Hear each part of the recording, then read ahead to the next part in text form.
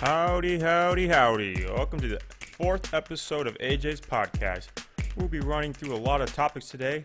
Some college football games we saw this weekend, some NFL games, a little bit about my MVP rankings, some recent news that's going on, along with my music recommendations I have for you guys. So stick around and let's find out. Starting with the quote of the week. You got to keep on keeping on. Life's a garden. Dig it. You got to make it work for you. I've actually heard this quote for years. I remember when I was in high school Spanish class, my teacher always would say, "Come on, Adrian, you got to keep on keeping on." I'm like, "What the hell are you talking about, Miss Lipnick?" It's like, keep on keeping on. Like Joe Dirt, the David Spade redneck character. Yeah, come on, you got to just keep working at it. I'm like, all right, I'll keep on keeping on. And things are going to bring you down. You just got to find a way to keep moving. You got to keep looking forward. So starting some little update what's going on in my life. I've been running again. So, just kind of doing some easy jogs here and there before I do my workouts and my exercises. My legs are getting stronger too. So hopefully that goes smoothly and I'll start tracking my mileage. I'm starting a new job this week. If you guys don't know what I do for work, I'm a digital advertiser, so I specialize in Google advertising along search networks. So think of it as like ads that come to life online. So kind of a little techie kind of thing. And then I'm moving. I will be moving out of my apartment at the end of October, and I'm hoping to move closer to work and move to Naperville, or at least close to that area. Because that's where I currently will be working instead of Chicago like my previous job. So I'm excited for that. And while I'm getting ready to move, I need to get a damn new fan. My stupid fan that you see right here, it broke. I'll let you listen to it. Watch. Listen.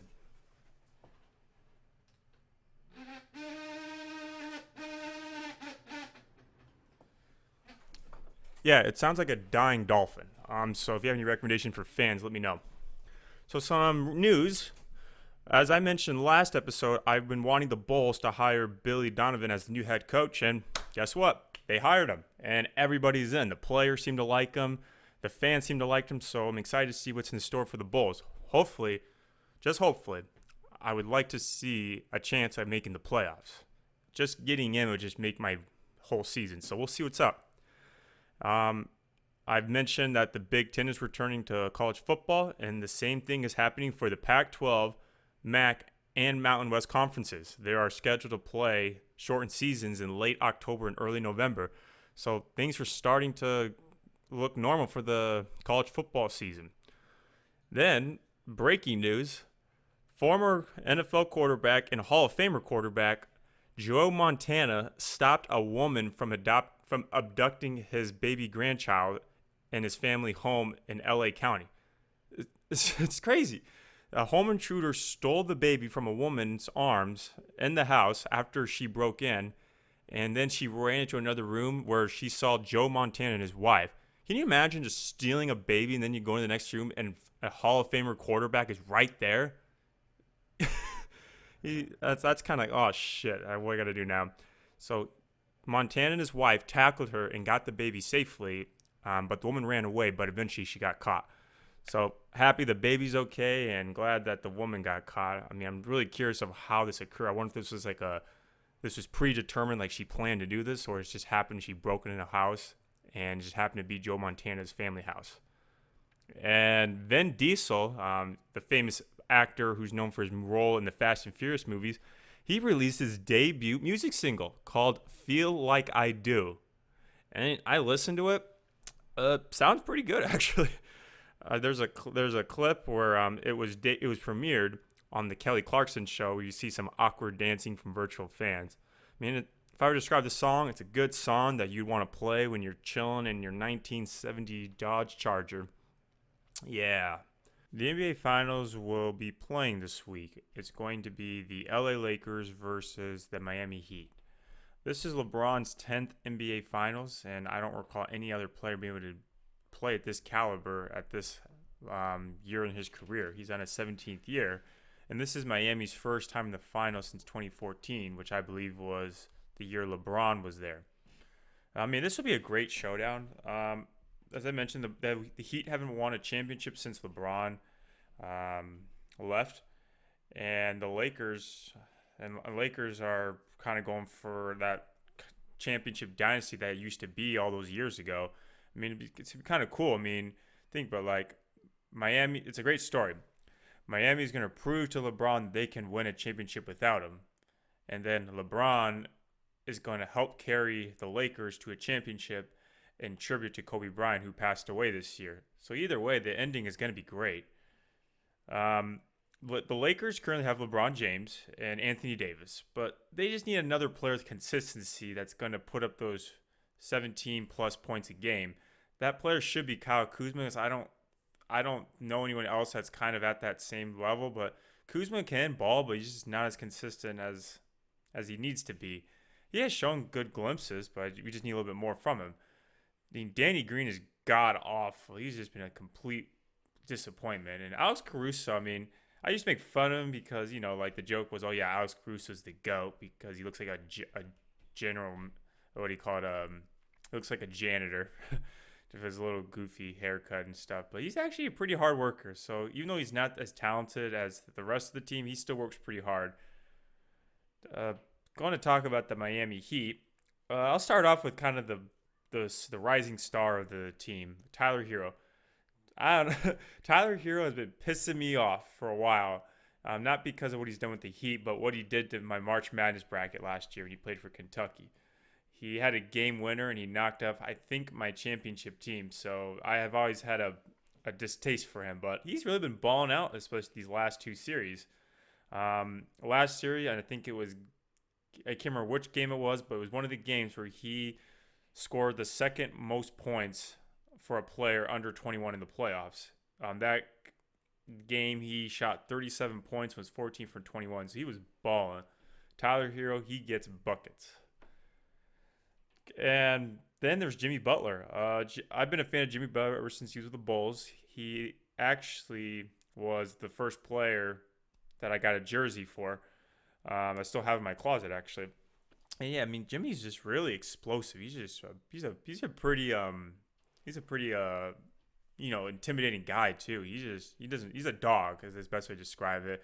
People like to give him the heat because heat. They give him heat because he has a history of not working well with teams who he's not easy to get along with.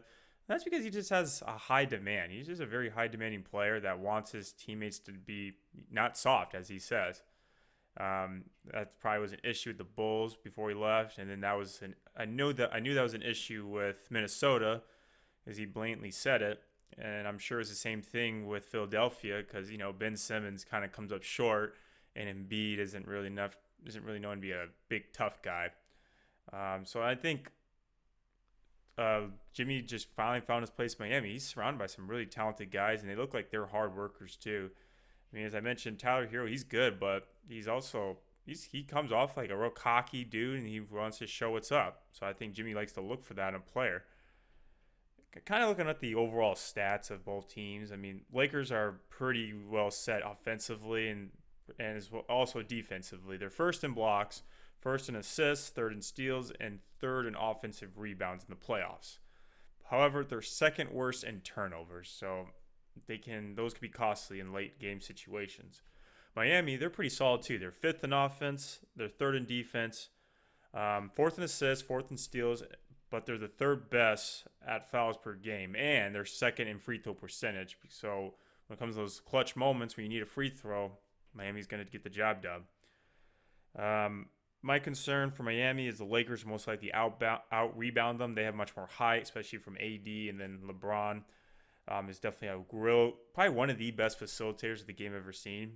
He just knows how to control the tempo, and he actually is probably one of the clutchest players in history, honestly. People don't think that, but the statistics say he is. And then what I'm concerned with the Lakers is Miami's really strong from three, much stronger than the Lakers. So this will be a great matchup. I can't wait to see what happens. I'm going to go and say that the Lakers will win in 6. I'm sorry, Heat fans, but I'm just going to go with the Lakers just because LeBron is still at his prime and AD is a monster too. I mean, I don't recall LeBron having I guess I can. I guess in recent memory, I don't recall LeBron having a strong team like this. So the Big Ten is planning on making its return on October 23rd, 24th for the football season. The Big Ten had another meeting with the committee and school presidents to agree to a 9-game regular season, which includes a Champions Week. The influence of this decision might have came from the outlook of Week 1 of the NFL and Power 5 football, and they found a partner where they can conduct medical daily testing for COVID-19. The season is scheduled to end on December 19th. Something new, as I mentioned, will be the Big Ten Champions Week. This means that the West and East champions will still play each other as normal for the Big Ten title. That also means there'll be additional matchups from the other 12 teams based on division finish. I think this is a good way to solidify the overall standings across the entire conference.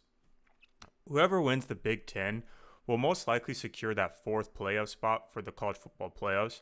Right now, I have Clemson, Oklahoma, and Alabama securing the first 3 spots. But who knows? Maybe Georgia, Florida, or Texas will take Alabama's spot. Alabama is the one I'm least confident in making the playoffs. Maybe Mac Jones, the starting quarterback, won't be that guy, and Alabama misses the mark. I mean, there are less games now, so every game counts. So if you have one loss, you may not make the cut. I'm going to go over the kind of the overall schedule of some of these teams, starting with Ohio State, just because they are kind of under the spotlight the most. They're most likely going to win the Big Ten and potentially be undefeated. The only challenge I see is the game at Penn State. RIP to whiteout tradition. The whiteout game at Penn State was one of my favorite college football traditions. It's just so cool to see the entire stands full of students or fans just wearing only white shirts or white whatever. I recall there was a night game at Penn State where Michigan had the ball, and before the snap, the fans were so loud, quarterback Shea Patterson and head coach Jim Harbaugh couldn't even communicate the play, that they had to call a timeout. It was that bad. Back to Ohio State, their starting quarterback, Justin Fields, will most likely be a Heisman contender. Speculation has shown that he may not be able to make NFL-type throws, or his big stats are inflated due to a spread offense scheme that Ryan Day conducts at Ohio State. But remember, Fields threw for 51 TDs and only 3 interceptions, and those interceptions mostly came from the Clemson game, which everyone knows is a very good defensive team. And you have to know that he's a dual threat QB too, and NFL teams love those kind of guys now. I think he's coming into the season with a big chip on his shoulder, and I think he can make those throws. Looking at the end of the season, he definitely looked more polished compared to the beginning of the season. He was showing some NFL throws, showing his comfortability in the pocket against lineman pressure, and little things such as just falling through with his throw and keeping his eyes downfield is what NFL scouts look for. And I think he's definitely going to be a lot better in terms of mechanics this year versus last year. Going to the Penn State schedule, I predict they're going to be a 7-1 team. The Ohio State game will probably be their one loss, but there's tough games too. They're going to play Michigan and Iowa. And head coach James Franklin, he's a great coach. I think he's turned around that program, and he is a great coach to work with. Then going on to the Iowa Hawkeyes. I said earlier last week, maybe 2 weeks ago, that they'd go 4-4. And I'm sure people, especially Hawkeye fans, did not look at that kindly.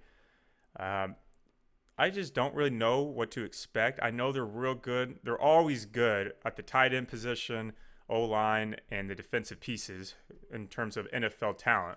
But I don't know what they have for quarterback, because they don't have a quarterback that has played a game or started a game at least.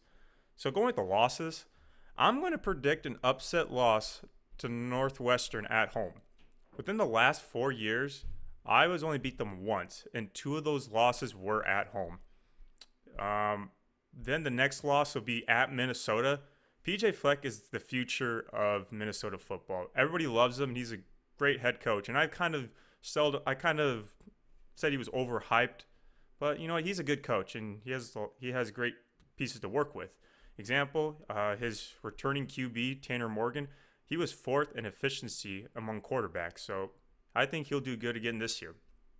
The next loss will be Penn State, just because Penn State is the second best team in the Big Ten East, and they might be the second or third best team in the overall conference. And looking at the last 6 meetings, they've lost every single one of them. My favorite one was the 2017 meeting where Saquon Barkley and company took them out at home on the final drive, which was so sweet. And I'm going to predict the last loss will be their last game of the year against Wisconsin. Historically, Wisconsin has a great rush defense, and Iowa does not depend on the pass game too often. Because like I said, I'm not sure what to expect from this quarterback. I don't think it's going to be any better than Nate Stanley, who wasn't even that great to begin with. Just looking historically, Iowa is 1-7 in the last 8 meetings against Wisconsin. They've already taken 4 straight L's, and it's going to be the 5th straight L this year on Wisconsin. And speaking of Wisconsin, I want to go over their schedule prediction. I'm going to say it's going to be 7-1. Just because they have maybe the easiest Big Ten schedule. So there's a chance they could sweep the entire schedule, but I don't think it's going to happen because they're known to lose to unknown teams or get upsetted by these teams. And last year was Illinois. And I think this year it's going to be Purdue or Indiana. Purdue because Rondale Moore just announced that he just opted back into the college season. And he didn't play against them last year, and he's a pretty good wide receiver. I think he's projected to be one of the top wide receivers in the draft this year. And I'm going to say Indiana because they have progressed a lot last year. They went to their first bowl game in a while, and I don't see them progressing any less this year. I think it'll be another up year for them. My question is, who's going to be that running back? Wisconsin is known to be a running back program. I mean, there's some great NFL running backs in the league right now or have been in the league. Just to name a few, Ron Dane was there, Monte Ball, Melvin Gordon, James White, and Jonathan Taylor this year. And they're all pretty respectable running backs. Wisconsin just recruited 4-star running back Jalen Berger.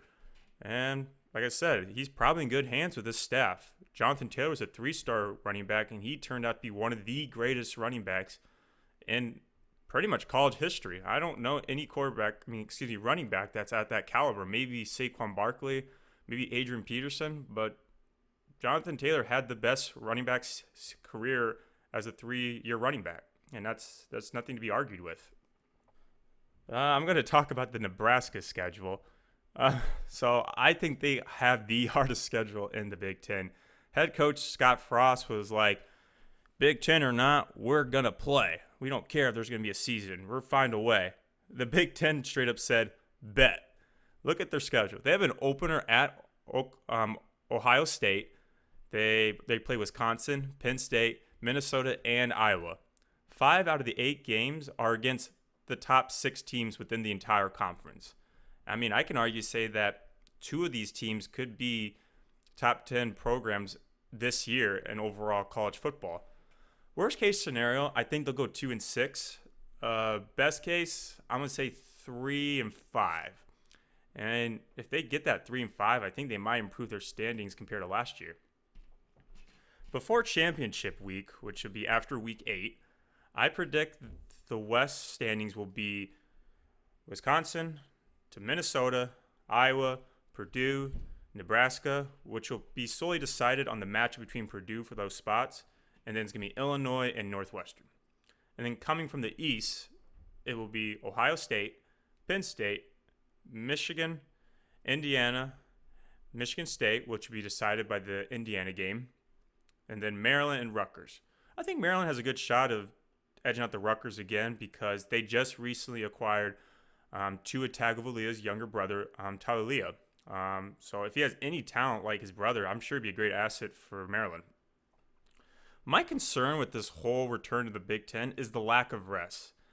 There are no bye weeks, and I think they did this so the Big Ten can have a chance of playing around the college football playoffs, which I understand. It's giving them a shot to make the playoffs, but I just assume that they probably won't be as well rested when it comes to playoff time. And all the other teams on the Big Ten, they're probably going to look sluggish as the weeks progress, or worse. There might be some injuries, so I'm not sure how confident I am that they're going to be great. They're going to be really healthy at the end of the season. And my question is, what's the limit of games to be eligible for the college playoffs? Like, there's already been games that have been postponed and canceled due to COVID cases at universities. What happens if Ohio State goes undefeated, but they only played 6 or 7 games? Are they eligible for the playoffs? I don't know. So that's kind of my outlook, my predictions for the Big Ten return. I'm excited. I love the Big Ten. It's a huge thing in the Midwest because most of these teams are within the Midwest. I mean, I'm real harsh on Iowa fans. I mean, I think they're like cockroaches. You just can't get rid of them. But I admire their loyalty to the Hawkeyes. I mean, I grew up around them, and that's big. That's big in Iowa. Hawkeye football. Just to me, Iowa State football is big. And I'm excited to see what's going to happen because it's just better when everybody's playing, especially in the Big Ten. So let's find out, and I'm ready to see them play. Let's talk about the college football games we saw this weekend. Starting with the Alabama at Mizzou game, Alabama Crimson Tide won 38-19. Going into this game, they had returning wide receiver Jaden Waddle, Devonta Smith, and then running back Najee Harris and 4 O-line returners. Last year, Alabama's weak spot was the run defense. It was 43rd ranked in 2019. Then looking at Mizzou, they had a new coach and a roster turnaround. Their specialty last year was pass defense and scoring defense. They're ranked 13th and 15th. And they just got former TCU quarterback Sean Robinson, who took over Kelly Bryant's spot. And I think it could be a good pick. I mean, he's pretty explosive. So the result of the game, as mentioned, Alabama took care of business. Quarterback Mac Jones had 2 TDs and 249 yards, and he played pretty good. Even top recruit Bryce Young made an appearance. He had 54 yards and threw 5 for 8 passing. But he had fumbles, which kind of cost a turnover, so unfortunate for him. Jaden Waddle got the most touches. He had 8 receptions, which resulted in 134 yards and 2 TDs. Najee Harris was the real star of the show. He had 98 rushing yards, 5.8 per carry, and 3 TDs. Alabama only needed to punt once. TCU, Sean Robinson, the quarterback, he had 185 yards and a TD. They brought their backup in, Connor Blasiak. He ran for 1 TD. Their O-line allowed their quarterbacks to get sacked 3 times, but the defensive side for TCU gave Alabama 2 sacks as well. I was surprised by how well Alabama's run defense was. They only allowed 69 total rushing yards. Nice. Still not sold on Mac Jones just yet. He kind of reminds me of A.J. McCarron, who was a former Alabama quarterback, just more facilitator. Mac Jones is good, but he's nothing exceptional. He's great on first down attempts, but not so great on third down attempts. Could be due to pressures. I'm not sure. So we will see how he performs when they eventually play Texas Tech and Georgia. So I watched the Iowa State at TCU game. Iowa State won 37-34. Fortunately, that was a little closer than I wanted it to be. TCU hasn't played a game yet, so I think ISU had a little bit of a field advantage. TCU had 5-star linebacker Marcel Brooks, but he didn't really do too much. ISU's defense was looking really good the first half. Big help from defensive end Jaquan Bailey, who accounted for 3.5 sacks, which included a strip fumble, which eventually led to an offensive touchdown. So props to him. Bailey is top 3, maybe even top 2 in sacks among active players in college football. On Saturday, he set the new ISU sack record, so great for him.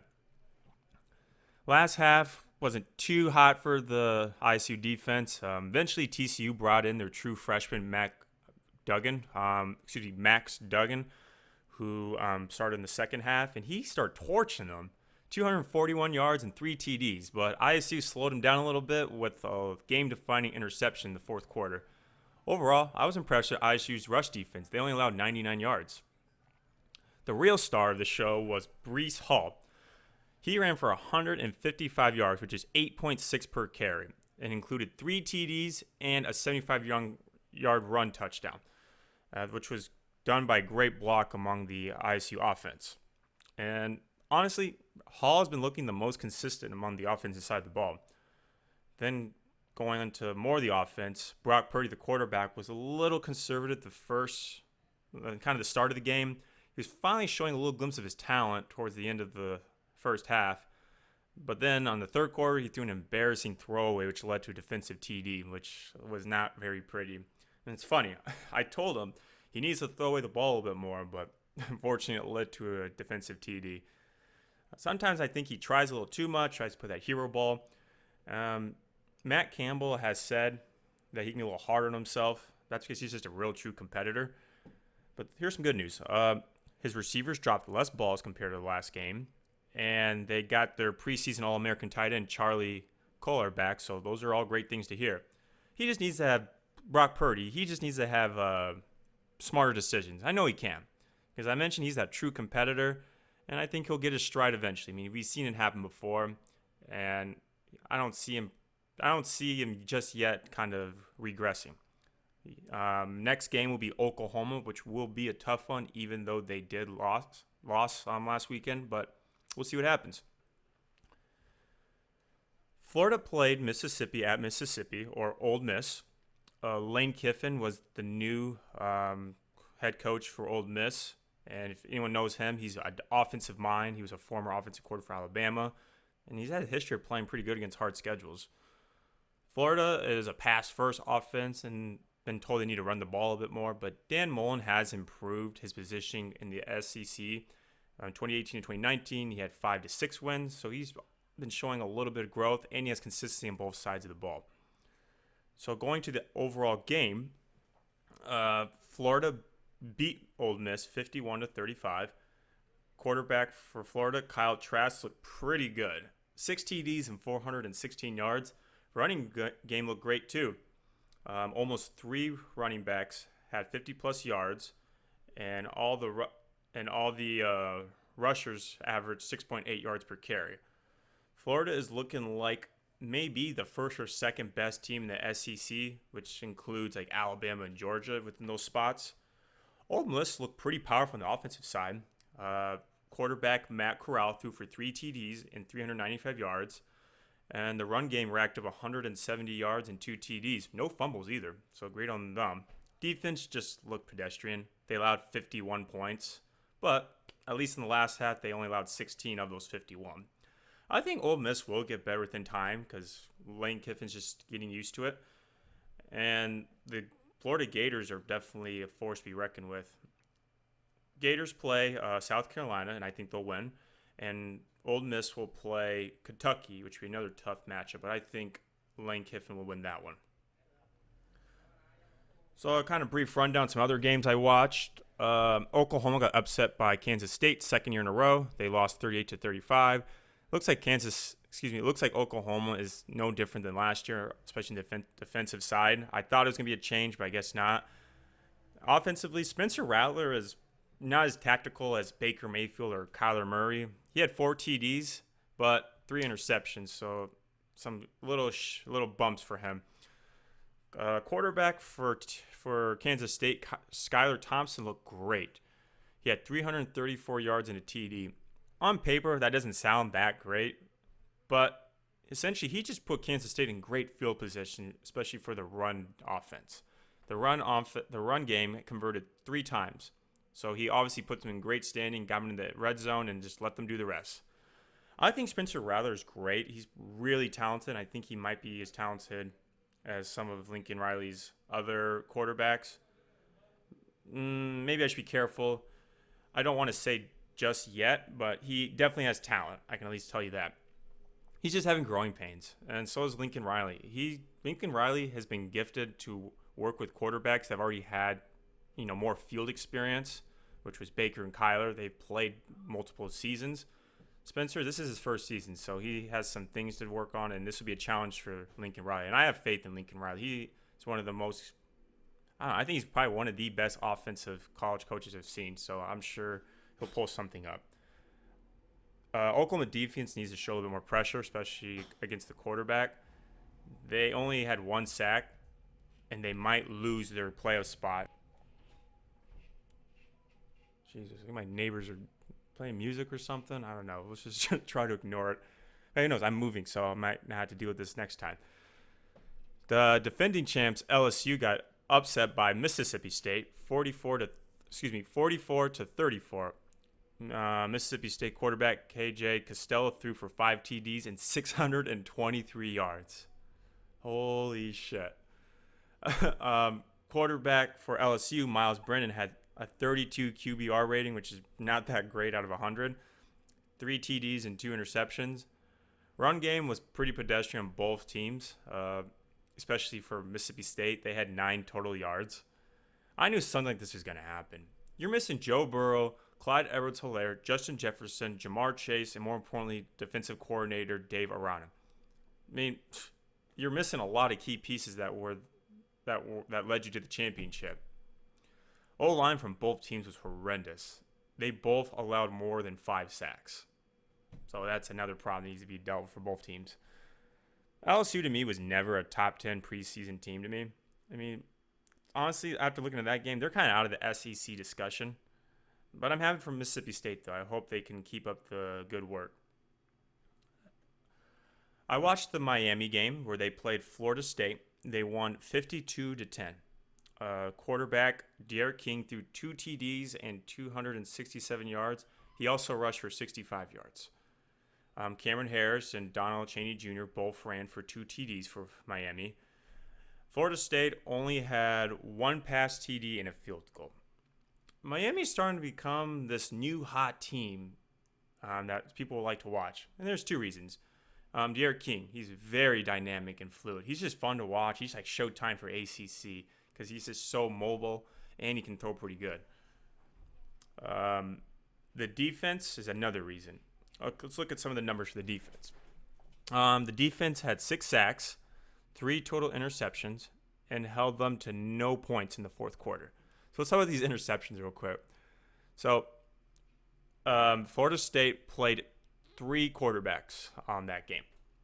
Each one of them had a pick from Miami. Can you imagine just beating the head coach? Oh, it looks like he got a pick. Send the next one in. Oh, another pick. 3rd time's a charm. Send the next one in. Oh, another one. I mean, that's just crazy. Their defense is definitely looking really good. I mean, I've been mean to Miami for a few years because Wisco beats them back-to-back in bowl games, but the real turnover chain is back. They're definitely someone to look out for, and they could be a contender for the ACC championship game against Clemson with Notre Dame. So hopefully we'll see a good matchup between those 2 schools. So some more breaking news. Minnesota has announced, Minnesota Vikings, they've announced that there have been players that have tested positive for COVID, and they're on lockdown along with the team that played against them, which would be the Tennessee Titans. So that's just, there might be some more coming in our way, but hopefully teams can still keep playing this coming week of NFL football. So going over some of the games for NFL football, I watched a few. Unfortunately, I won't be able to go through all of my summaries of the games, but I promise you next episode I'll go in deeper depth on all those games. So I watched the Washington football team play the Browns at the Browns. Going into this game, I knew that it wasn't gonna be a pretty game. Washington is the second worst overall offense in the league. Their defense is kind of good, 13th in yards allowed, and they're leading the league in sacks thanks to Chase Young, who is the second overall pick in the draft from Ohio State, who I thought was the number 1 pick from the draft. And before this game, he was tied for first in sacks to TJ Watt, which was 2.5. So I knew he was a force, but I didn't think he was going to be that good right away. Then the Browns, they're pretty leveled, I'd say. They're 16th in overall offense, and they're 17th in defense going into this game. And I think they look a little bit better than last year. They don't really have a solidified coach, but must be doing something right. They're not doing too bad. Nick Chubbs is balling out. Before the game, he was 4th in rushing yards, and Kareem Hunt is pretty good too. So going to the actual game, the Browns beat the football team. Baker Mayfield had one of his best games. Who's the quarterback for the Browns? Dwayne Haskins not looking too good. 2 TDs to 3 interceptions. I mean, with those numbers, I'm happy because I actually started Browns' defense for fantasy, so good for me, I guess. They did Washington. They did miss Chase Young. He had a groin injury, so he's out for the day, which I think kind of played a role in the result of the game. And then Myles Garrett from the Browns, who's another edge rusher. I mean, he wanted the sports to remember that hey, I may not be balling out at the beginning of the season, but here I am. So he balled out and made a statement for the Browns defense, along with Nick Chubbs, who could be one of the best running backs in the league. He had 2 TDs to 108 yards on Sunday. Saw a little glimpse of Odell Beckham Jr. He dropped a couple passes. He had 59 yards to 4 receptions. Then out of nowhere, Dontrell Inman from Washington, he had 2 TDs from Dwayne Haskins. So good props to him. What I saw out of this game was Browns not looking too bad. I think they'll have a better record than last year. I'm sure it's a little difficult for Washington head coach Ron Rivera to coach due to his cancer condition. But having Chase Young on the defensive side would definitely be a big help out for the defense. The Cowboys played Seattle Seahawks, and Seattle won. Um, Going into this game, the Cowboys are second in overall offense and 24th in defense. And look, and Seahawks are 10th in offense and they're last in defense in terms of yards allowed. I mean, Seahawks have a very disappointing pass defense going into this game, and they're going against a heavy stat offense such as the Cowboys. However, it all comes down to the red zone defense to prevent the conversion, which I think the Seahawks have an edge over the Cowboys. Just going into this game, in the middle of the game, DJ Metcalf ruined one of Russell Wilson's TD passes. He was running into the end zone. He was jogging, and then a defender came behind him and pushed him, and he dropped the ball before he got to the end zone, and which resulted in a touchback. So I'm sure Russ was pissed. And as I mentioned, Seattle's defense being bad, they were just god awful, man. They allowed 461 passing yards. It's crazy. But out of nowhere, they just come clutch out of the middle of nowhere when you least expected. There was a few interceptions they got. Dak Prescott, the quarterback for the Cowboys, he didn't do too well, honestly. I mean, sure, he had all those numbers, but he didn't really matter. He didn't really come up when it really mattered, especially under pressure in the last drive. In the last drive, he had a chance to seal the game into overtime, I believe. He almost took 2 back-to-back sacks. He took a sack the first attempt, and the second one he avoided the sack and he threw a pass to the end zone for a game-defining moment, which ended up being an interception. So yeah, not too well for Dak.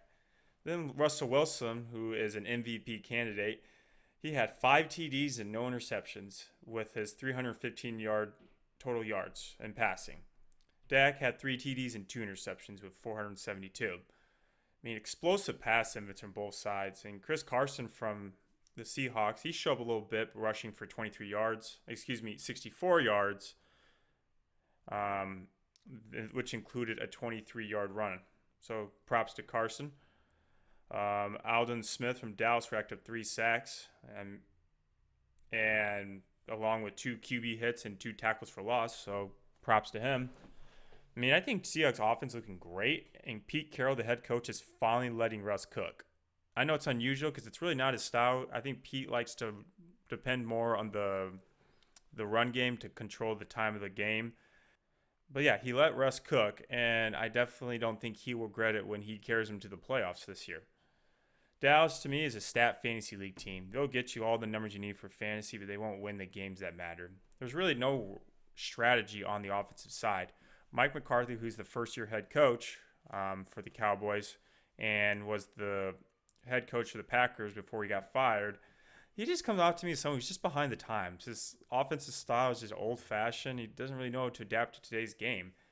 I mean, this might be a division where if you win it, you may not you may not get into the playoffs. I mean, the Eagles are doing terrible, the Giants are doing terrible. Everybody's just doing terrible in that division. I watched the Bears play the Falcons, and the Bears won. Going into this game, the Falcons are fourth in overall offense and 31st in overall defense. Julio Jones is out, so that definitely played a role in the effects of the game. But Calvin Ridley, he's a baller, so he's definitely a contributor to the game as well. Bears going into this game are 16th in defense, which is a little below my normal expectation for the Bears, knowing that they're a very defensive heavy team, and they're 23rd in offense. I mean, Mitch had a pretty good week 1 and an okay week 2, and unfortunately the odds were not in his favor. In the middle of the game, the Bears were down, and I believe the last half, they put in Nick Foles, who's the backup quarterback, who I mentioned in my previous episodes. And he had a rough start. He threw an interception pass at the end zone, but he had some late fourth quarter TDs. I mean, just look at his stats. He didn't do too bad. He threw 3 TDs, and he had 188 yards, and he only played half a game. I mean, Nick Foles got the job done, and they won the game because of him. Looking at this, like, Dan Quinn should be fired. He's the head coach for the Falcons. Nobody has ever had back-to-back losses with a 16-point lead. He just straight choked. It's crazy. I don't think anything's ever come close to this kind of choking job. Allen Robinson for the Bears was looking really hot. He caught some TD passes, and Tariq Cohen got injured, and hopefully he's all right. It's nothing too serious. And honestly, like, Foles should be the starting quarterback, and I think it's been announced that he will be from now on. He's just more experienced. He's just calmer in the pocket. I mean, he's a really great pocket passer, and he knows how to stay calm and just not let the pressure of the lineman or whoever's on the defensive side get to him.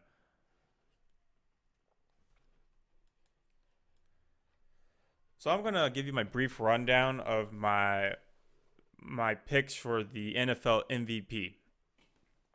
I'm not going to go too heavy into stats because, one, it's only week 3, and I can't really use stats to fully define the true winner of the MVP. But I'll go over kind of my top 6 candidates. Kyler Murray is one of them. He's coming from a team that's really struggling, and he's doing his job. And to me, MVP is someone who provides most value. And sure, he's had some picks, but he's very talented, and he knows how to use his legs, and he has a really good arm. And I think he'll do fine. Maybe he can lead them to the playoffs. I honestly believe that, looking at their performance so far. Then Lamar Jackson, who's the quarterback for the Baltimore Ravens. Lamar had an off week against the Chiefs this week, but don't forget, Lamar won the MVP last year, and he knows how to run that ball too when he's not throwing it.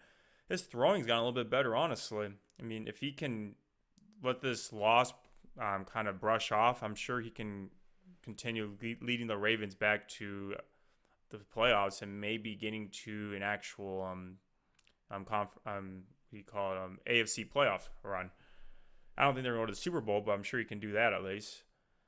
Then there's Josh Allen. Man, Josh Allen has blown it up this year, man. I drafted him for fantasy, and my friend was like, "No, dude, everyone's saying he's going to be a bust for fantasy. Don't draft him." I'm like, I just did. I trust my gut, because Josh Allen is a hell of an athlete. He's super huge. He's really mobile for his size, and he has a cannon for an arm.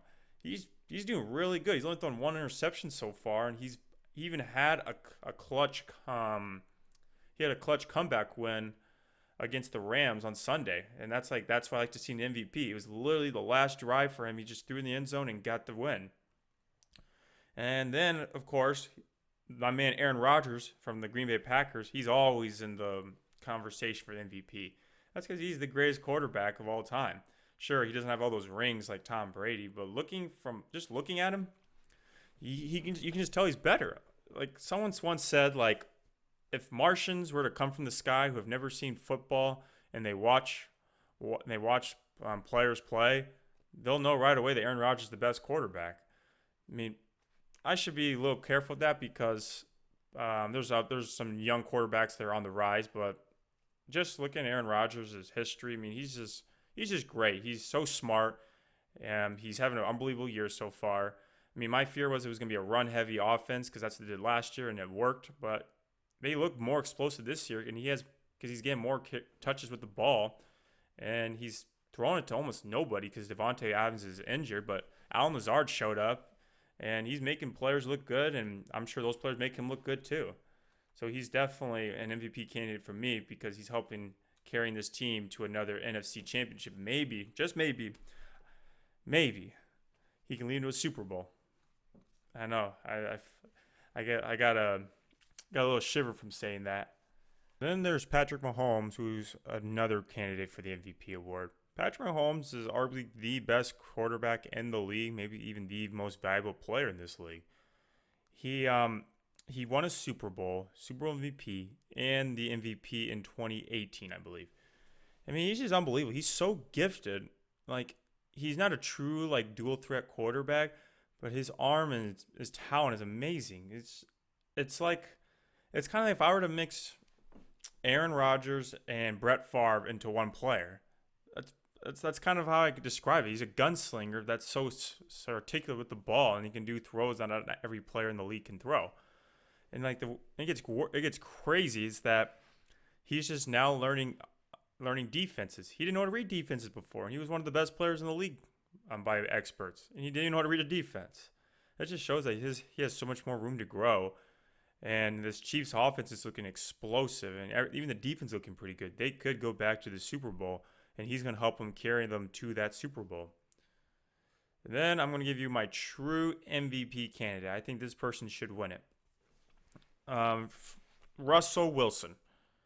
Russell Wilson is having an unbelievable year, and he's just really good. I mean, he's so smooth the ball, and he's always been known to scramble and extend plays. And I don't know too many players that can do it as well as he can.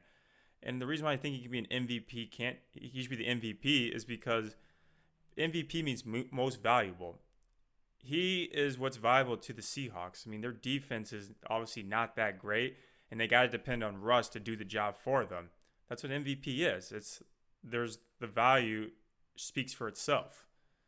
I mean, people can say Mahomes is so much better than Russell Wilson, but Mahomes has a great support system. Russell doesn't. I mean, if Russell Wilson can take Mahomes to a Super Bowl, Russell Wilson can take the Seahawks to a Super Bowl, and Patrick Mahomes also take the Chiefs to a Super Bowl, which is more impressive? You're gonna say Russell Wilson because he's more valuable to the team, as I mentioned. And he has the best passer rating and best QBR in the league right now. He's just so efficient, and he's so smart, and he just has a real good attitude too. He's a little corny, but other than that, I think Russell should be the MVP this year going through week 3. So I'm going to talk about a little bit about my music tastes. So after college, I started getting into indie music or independent music. What it really is it's music by unsigned artists who produce the music out of their own pocket or through small recording companies. The most common subgenres are indie pop, folk, and rock. The sound can sometimes be described by distorted and or overly reverberated vocals, crunchy guitar sounds, and sometimes heavy bass guitar lines. The stereotype of indie music is it's described as the music you would hear in coming-of-age movies where the main character finally discovers themselves and they can finally be with the person they love. I don't know, some cheesy stuff like that. So that's kind of the stereotype of when that music is usually played. Artists that are really good and they have the opportunity to become big usually stay indie because they don't want to give up to a big label that's going to take away their creative freedom. Ironically, major labels are starting to mimic their style of creativity. I can kind of name a few examples. So like Taylor Swift released her new album this year called Folklore. And if you listen to it, it's very indie folk heavy, and even has like indie artists as co-writers with her. Some people include Bon Iver and Jack Antonoff, who is the lead singer for an indie band called The Bleachers, which I'll get into in a bit. And Harry Styles, if you look at the sound of what he did with One Direction to what he does now as an independent artist, they're very different things. And people really like his new music, and it definitely has those influences real similar to what you hear in indie music. It's just the only difference is he just has a big label to back him up. Some of these influences of the indie music include like 70s and 80s sound to it, and they have kind of association with these sync sounds that you hear in a lot of cheesy 80s songs. An example, The Weeknd, his song Blinding Lights has those same incorporations, and Calvin Harris had the same thing with that one song he did with Sia. And honestly, I'm probably going to guess there's going to be a shift in the music industry that more artists are going to mimic these kind of sounds and styles. And it's either going to be really great for these indie artists, or it's just maybe going to take away their creativity or their authenticity. I mean, some people watching this probably have no idea who fits in this genre, so I'll give you a list. So here's my list of artists that I think you should give a listen to. Kind of go over my top favorite ones. Starting with The Bleachers, one of my favorite bands of all time.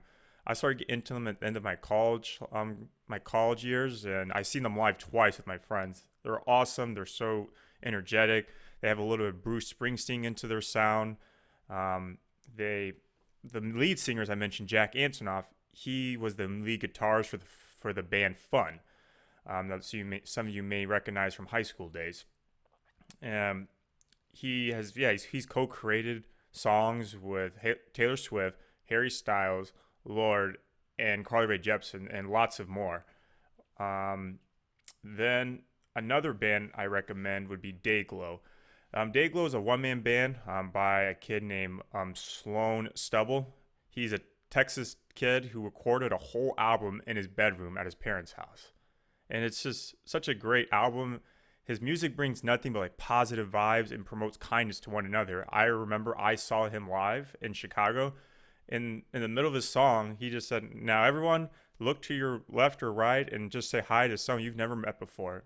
He just promotes a good vibe, and that's what I like about his music too. Hazel English is a great one. I got into her during quarantine. She has that 70s sound, and it's just really cool to listen to. Marina, she's another one of my top favorite artists. Her sound throughout her music career follows her story and her change of persona, where she started off as a real like rebellious, I don't need no man, I like to be a heartbreaker kind of girl, to I have my soft side, I'm human, and I have my insecurities as well, to this blossom, to this woman that's willing to take a stand for herself. It's just really great. And probably one that a lot of you probably know is the 1975. I've been a fan of them since high school and got a little more into them in college. I saw them live in Chicago too. They were great. Some songs I like to listen to. It's Not Living, If It's Not With You, The Sound, Robbers, Chocolate, Girls. Just some great songs, and I definitely recommend them. I'll help you introduce these sounds with my episode preview clips that I post when I have a video released or an episode release. If you follow me on Snapchat or Twitter, you'll definitely get a sample of what kind of music I like to listen to. So speaking of my episodes, I kind of want to go into what the future format is for this channel. I'm going to have longer episodes because I'm going to have more content in them. And some of these segments are going to be clipped to individual YouTube videos. Example, I did an individual video for the Big Ten return on my channel, even though it's still on my episode. This is what's going to improve kind of my channel growth. So I mentioned before that I work in digital advertising, and a field that I've been a part of is called SEO, which stands for Search Engine Optimization. What essentially it's practices that help grow your website within the search results of like Google and Yahoo. And the same thing can be incorporated to YouTube search results as well. And the best way to do that is just improve the overall user experience and get users to go to your content that is directly what they're looking for. If you do that, Google will like it, or Google and YouTube will like it, and it'll show your content more often when people search for your video. So I want to give individual content that's gonna just be more engaging and more exactly what they're looking for. Another thing I want to mention is I've learned how to incorporate guests on my show now. So I'm probably going to have a few like in-person meetings. Those will be coming up soon. And I'm going to be using recorded Zoom calls. Be mindful, I'm not going to be having a premium account, so the calls will be limited to 30 minutes, but there's still going to be plenty of time to talk about some cool stuff, and I'm excited to do that. And I'm sure you guys are as well too, because a lot of podcasts are more than one person in the episodes. So yeah, stick around for more of these guest cameo appearances. So that wraps up today's show. Another great episode. I've definitely been getting better and better at this, and I'm liking what's going on so far. So as always, please like, subscribe, and share with your friends on social media or whatever platform you use. That would be Twitter, Instagram, Facebook, MySpace, AOL Mail, you name it. So keep up the good work, guys, and I will see you guys soon.